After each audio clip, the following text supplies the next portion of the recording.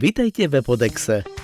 V tomto videu vám ukážeme, ako naniesť náter na podlahu pomocou EP Allrounder od Epodexu.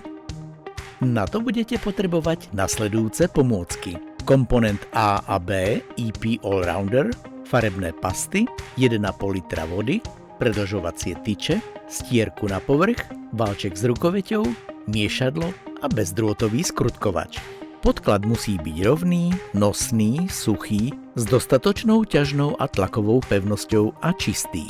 Prach, olej, masnuta a uvoľňovacie prostriedky musia byť vopred odstránené vhodnými metódami.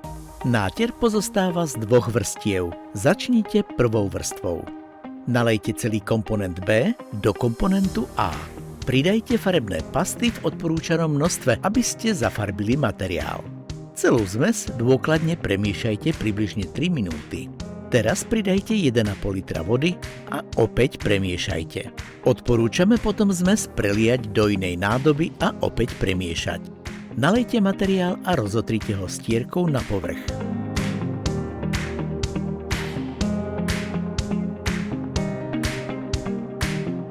Potom ho tenko rozotrite valčekom krížovým spôsobom.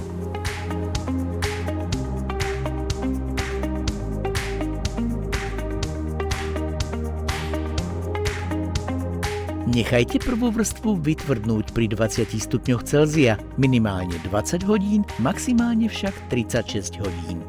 Ak sa druhá vrstva aplikuje po viac ako 36 hodinách, prvá vrstva musí byť prebrúsená. Pokračujte s druhou vrstvou rovnakým spôsobom.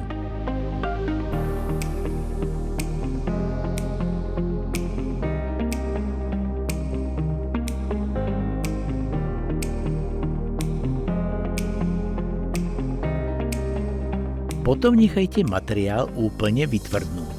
Podrobné informácie nájdete na stránke každého produktu. Prajeme vám príjemnú prácu s našimi produktmi. Váš tím Epodex.